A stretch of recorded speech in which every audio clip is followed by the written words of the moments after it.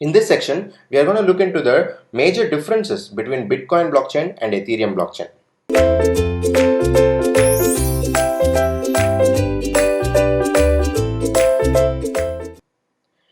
Bitcoin and Ethereum are pioneers in the blockchain space. As you know, Bitcoin was the first ever blockchain that was created, and Ethereum is the first ever programmable blockchain in the world.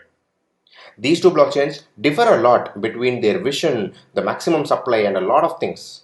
We are going to look into that in detail now. The first, let's talk about the purpose for which Bitcoin was created and Ethereum was created. Bitcoin was found by Satoshi Nakamoto, as we all know, and it was designed to be a global currency using which any person from any part of the world will be able to transfer money to any other person in any other part of the world with very less transaction fees and a very fast transaction. It's a decentralized, immutable, secure network. Whereas Ethereum was designed to be a global supercomputer powering dApps. What Ethereum's vision is to create a situation or a system where multiple programmers around the world come together and make all the apps that we are currently using into a decentralized application. They are trying to make the entire world a decentralized world where all of the apps that we are currently using, like Amazon, Uber, Facebook, Google, everything into a decentralized format using Ethereum.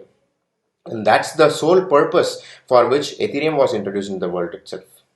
And all of the other differences that you see is based on this purpose why this was created. That's why you can see that Bitcoin is a deflationary currency. As we know, as maximum supply of a coin is unlimited, you can expect a lot of inflation that can happen in the world because the prices of the goods will go up.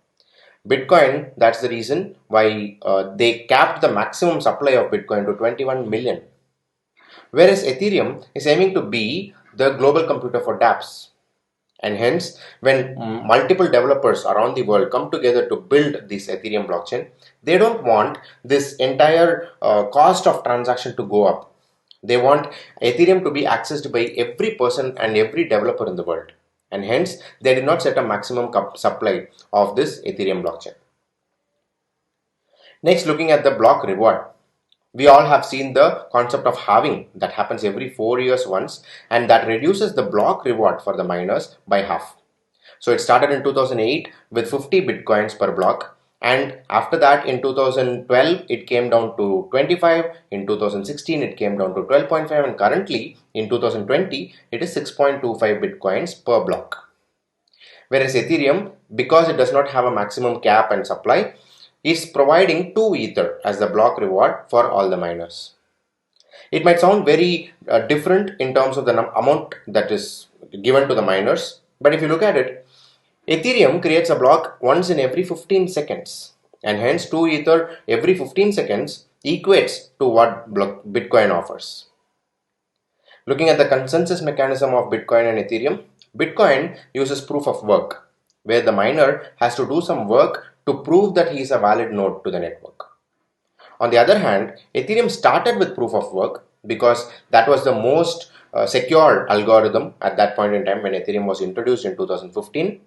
But they are now moving to proof of stake. They are upgrading the entire Ethereum blockchain, solving all of the limitations that Ethereum has, and they are building Ethereum 2.0 with proof of stake, then eWASM, and a lot of other good features that solves the problem that the Ethereum 1.0 had. And hence, in the future, they are building Ethereum 2.0 with proof of stake. Looking at the throughput, what is this throughput? Throughput is the transactions per second. We call it as TPS, or per second, how many transactions can the blockchain handle? The Bitcoin blockchain can handle 7 to 8 transactions per second. Going by the average that every 10 minutes once a block will be created, and every block can contain about 2000 transactions, you arrive at this 7 to 8 transactions per second. Ethereum can handle twice of that, about 15 to 20 transactions per second, but remember that these throughputs that we are looking at, 7 to 8 and 15 to 20, is very less when compared to the centralized architectures that we have. Visa, MasterCard, etc. can do thousands and even 100k kind of transactions per second.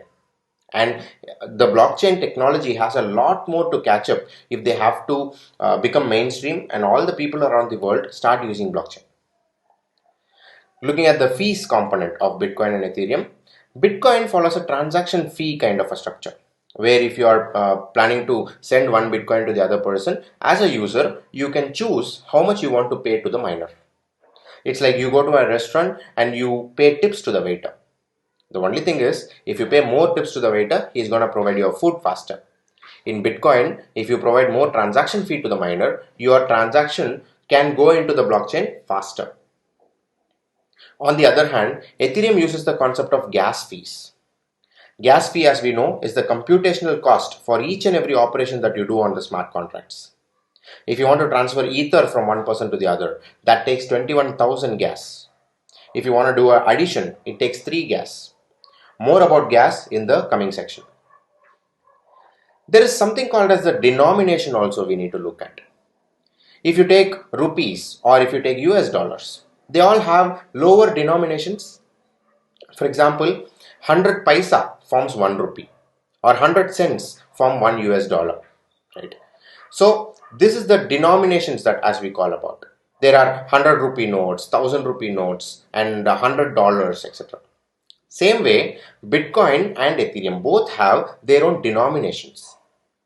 For example, in Bitcoin there is a denomination called as Satoshi.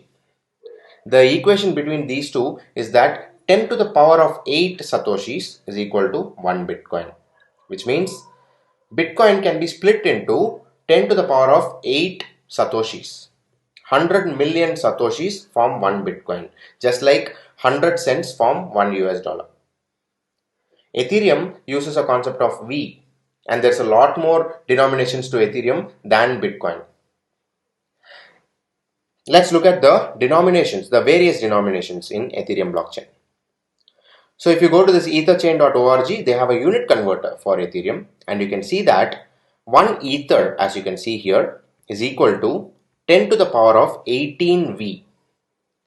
So V is the smallest unit of ether, smallest denomination of ether.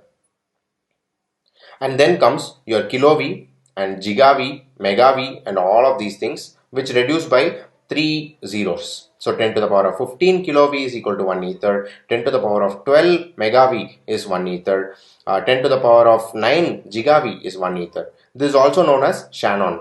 Then comes our Sabo, Fini, and then there is on top of these smaller denominations, we have higher denominations also, like kilo ether, mega ether, giga ether, etc. So what is this kilo ether? 1000 ether is 1 kilo ether. 10 to the power of 6 or million ether is 1 mega ether. That way, ether has a lot of denominations and V is the smallest denomination of that all.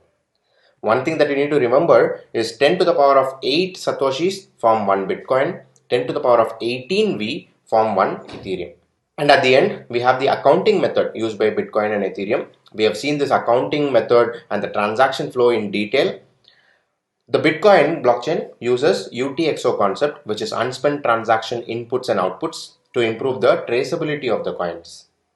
Whereas in Ethereum, since the complexity of the Ethereum blockchain will increase if you use UTXO, they went for the traditional account-based model. Why does Ethereum use the account-based model compared to Bitcoin? Because you can create your own assets. In Bitcoin, there is only one asset for tracking the ownership, whereas in Ethereum, there is the native asset called as Ether, and there is much more assets that the user can create. I can create my own token. I can create my own land registry. If you want to track each and every asset in Ethereum using the UTXO concept, it's going to be a very complex algorithm. And hence, Ethereum went for the account-based model to reduce the complexity and to reduce the fees involved in paying for these. So that's the differences between Bitcoin and Ethereum. There's a lot more, but we'll look into it one by one during the course. Let's go into the next section.